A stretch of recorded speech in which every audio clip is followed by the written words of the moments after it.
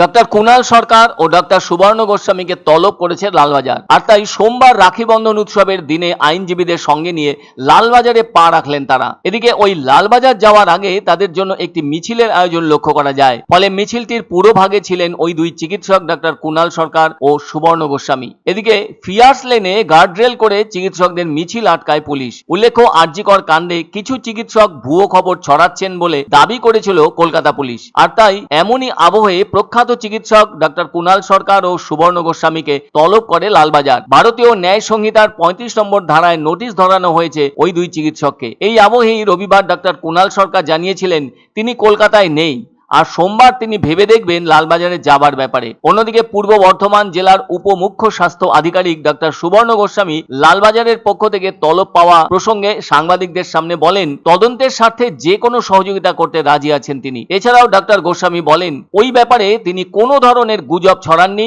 আর ওই নির্যাতিতার কোনো পরিচয়ও ছড়াননি। অন্যদিকে নির্যাতিতার পরিচয় প্রকাশ করার অভিযোগে প্রাক্তন বিজেপি সাংসদ লকেট চট্টোপাধ্যায়কেও তলব করেছে লালবাজার। এদিকে এ ব্যাপারে লকেট চট্টোপাধ্যায় বলেন, তাদেরকে ডাকার জন্য যতটা তৎপর হয়েছে পুলিশ, তাতে সেই সময়ে ততটাই তৎপরতা দেখাতেন পুলিশ, তাহলে ভালো হতো। তাছাড়া সকলেই মেয়েটির বিচার চাইছে।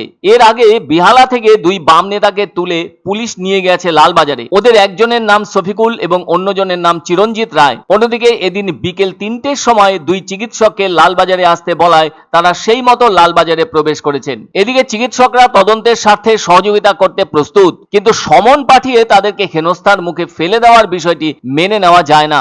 লালবাজার থেকে বেরিয়ে একথা বললেন ডক্টর সুবর্ণ গোস্বামী ও ডক্টর কুণাল সরকার। এদিন সাংবাদিকদের মুখোমুখি হয়ে দুই চিকিৎসক স্পষ্টভাবে জানিয়ে দিলেন, তাদের থেকে যা যা জানার ছিল তা জানা হয়ে গিয়েছে লালবাজারের, সেজন্য কোনো সমনের প্রয়োজন হয় না। এই দুই চিকিৎসক বলেন, তাদের থেকে জানতে চাওয়া হয় কি করলে জনরোষ আটকানো যাবে। এছাড়াও তাদের কাছে জানতে চাওয়া হয় আরজিকর কাণ্ডে চিকিৎসকদের কি দাবি। অন্যদিকে সূত্রের খবর, দুই চিকিৎসকের কাছে পুলিশের পক্ষ থেকে জানতে চাওয়া হয় তারা যেন রাজ্যবাসীর কাছে আবেদন করেন যাতে শান্তির পরিবেশ ফিরে আসে। ওদিকে 14ই আগস্ট মধ্যরাতে পুলিশের ভূমিকা নিয়েও প্রশ্ন তুলেছেন চিকিৎসকেরা। উল্লেখ্য, আরজিকর কাণ্ডে যে যে আন্দোলন রাজ্য জুড়ে হচ্ছে সেসবের কোনোটি হিংসাত্মক নয়। ওইসব আন্দোলন চলছে শান্তিপূর্ণভাবে। এদিন কলকাতা ন্যাশনাল মেডিকেল কলেজ থেকে লালবাজারের উদ্দেশ্যে মিছিল করেন চিকিৎসকেরা।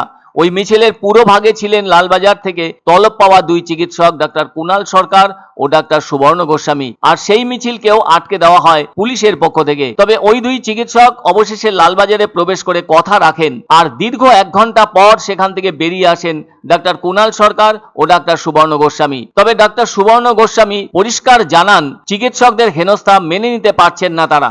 সমাজ শান্ত হোক, বাচ্চারা সুরক্ষিত হোক, আমাদের ছেলে মেয়েদের আমরা একটা সুস্থ ভবিষ্যৎ দিতে পারি এবং পুলিশ এবং সোসাইটি একসঙ্গে মিলে